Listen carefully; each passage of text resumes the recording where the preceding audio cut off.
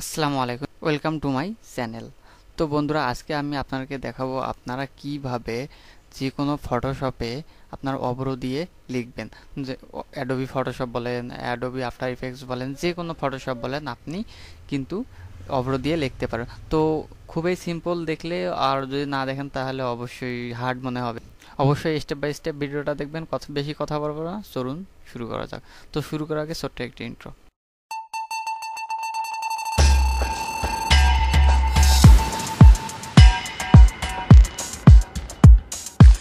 তো বন্ধুরা, প্রথমে আপনাকে যে কোনো একটি ব্রাউজার ওপেন করতে হবে। ব্রাউজারটি ওপেন করার পর এখন অভ্র কিভাবে ডাউনলোড করবেন, AVRO অভ্র দিয়ে ইন্টার করবেন। ইন্টার করলে এরকম একটা ইন্টারফেস আসবে। ইন্টারফেস আসার পর এখানে অভ্র কিবোর্ড অ্যান্ড বাংলা স্পেলিং, ঠিক আছে। তো আপনারা ওটা না দিয়ে 2 নম্বর দেখেন ডাউনলোড অভ্র ফ্রি লেটেস্ট ভার্সন, আপনারা এখানে ক্লিক করবেন, ঠিক আছে। যখনই এখানে ক্লিক করবেন তো দেখেন বন্ধুরা এরকম ইন্টারফেস আসবে।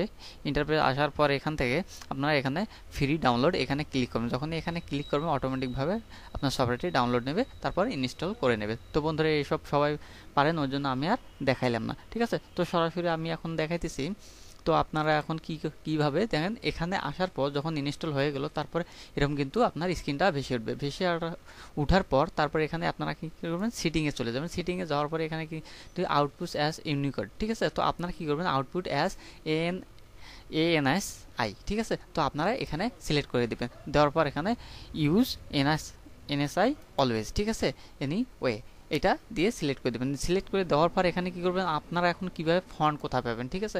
তো এখন ফন্টটা নেওয়ার জন্য অবশ্যই আপনাকে যে কোনো ব্রাউজার একটা ওপেন করতে হবে। ব্রাউজারটি ওপেন করার পর এখানে লিখতে হবে লিপিঘর, LIP, লিপিঘর, ঠিক আছে। লিপিঘর যখন দেবেন, লিখে সার্চ দেবেন, তো দেখেন এখানে লিপিঘর ফ্রি বাংলা ফন্ট, এখানে আপনারা ক্লিক করবেন, ঠিক আছে। যখনই এখানে ক্লিক করবেন তখনই এরকম ইন্টারফেস চলে আসবে, পেজটি চলে আসবে। তো চলে আসার পর এখানে কি করবেন, ফ্রি ফন্ট, এখানে অনেক ধরনের আছে, প্রিমিয়ার, অন্য বিভিন্ন ধরনের এখানে ফন্ট আছে। আপনারা কি করবেন, ফ্রি ফন্ট এখানে ক্লিক করবেন। যখনই এখানে ক্লিক করবেন এখানে আবার দেখেন এখানে কিন্তু অসংখ্য ফন্ট আছে। আপনার যে ফন্টটা পছন্দ হয়, আপনার যেটা মনে হয়, ঠিক আছে। আমি যে কোনো একটি আমার ডাউনলোড করে দেখা দিচ্ছি। আমি 2 নম্বর পেজে গেলাম, দেখি যে আমার এখানে পছন্দ মতন কোনো ফন্ট আছে কি না, ঠিক আছে। তো যখনই আমার এখানে পছন্দ মতো কোনো ফন্ট থাকবে, আমি এখানে কি করব, আমার মনে করেন আমার সোনার বাংলা, ঠিক আছে, আমি এটা এখানে 2টা স্টাইল আছে, তো আমি এখানে ডাউনলোডে ক্লিক করলাম, ঠিক আছে। যখন ডাউনলোডে ক্লিক করলাম এখানে কিন্তু পারমিশন চাবে, তো পারমিশনটি অবশ্যই দিতে হবে। তো দেওয়ার পর এখানে দেখেন এখানে ডাউনলোড, ঠিক আছে। ডাউনলোড দেওয়ার পর এখানে পারমিশন একটু পরে দেখবেন, পরে দেখার পর এখানে টিকমার্ক দিয়ে ডাউনলোডে ক্লিক করে দেবেন, ঠিক আছে। যখনই ডাউনলোডে ক্লিক করে দেবেন অটোমেটিকভাবে এটা কিন্তু ডাউনলোড নিয়ে গেল। আমি এখন পেজটি কেটে দিলাম, ঠিক আছে।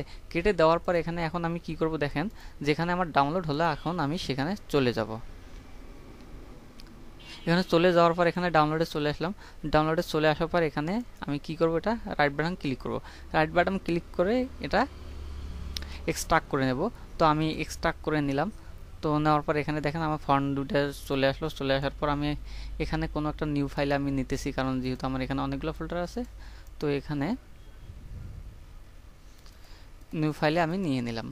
তো নিয়ে নেওয়ার পর এখানে পেস্ট করে দিলাম। পেস্ট করে দেওয়ার পর আপনাদের নিতে হবে না, কারণ আমার ওখানে ফাইল আছে বিধায় অনেকগুলো ঝামেলা হবে, ওই জন্য NSI 1 স্টাইলে আমি ঢুকলাম। ঢুকার পর এখানে কি করবো, সিলেক্ট করার পর এখানে রাইট বাটন ক্লিক করে আমি ইনস্টল ফর অল ইউজার, ঠিক আছে, এখান থেকে ইনস্টল করে নেবেন এভাবেই, ঠিক আছে।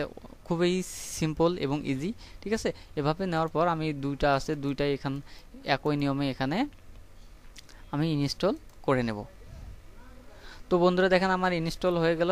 ইনস্টল হওয়ার পরে এখানে কি করবেন, আপনি সহজভাবে এবং সহজ নিয়মে আমি এখন কেটে দিলাম, ঠিক আছে। আমার যেহেতু শেষ ইনস্টল করা, আমি কেটে দিলাম। কেটে দেওয়ার পর এখন কি করবো, আমি ফটোশপ আপনার যে কোনো একটা ফটোশপ ওপেন করে নেবেন। তো আমি এখানে কি করবো, এখানে সিলেক্টে চলে আসলাম। সিলেক্টে চলে আসার পর আপনারা এখন চাইলে এখানে বাংলা এবং ইংলিশ আপনারা কিবোর্ড দিয়ে করতে পারেন, অথবা ফাংশন KF, ঠিক আছে, 12 দিয়ে করতে পারেন, ঠিক আছে। এই যে 12 প্রেস করলে কিন্তু চেঞ্জ হচ্ছে। আমি প্রেস করে 12 দিয়ে চেঞ্জ করে বাংলা করে নিলাম। বাংলা করে নেওয়ার পর এখান থেকে আপনারা ফন্ট সিলেক্ট করবেন। আপনার যেটা ফন্ট এখন নিলেন, আমি সেই ফন্টটা কিন্তু এখন নেব।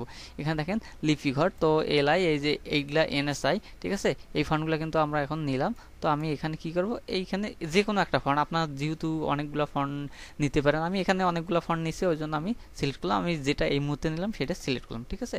সিলেক্ট করার পর এখানে আপনারা লিখে দেখবেন কোনটা ভালো হয়, কোনটা কীরকম হয়। তো আমি এখানে এখন লিখে দেখাইতেছি, ঠিক আছে। তো অনেক সিম্পলভাবে আমার আমার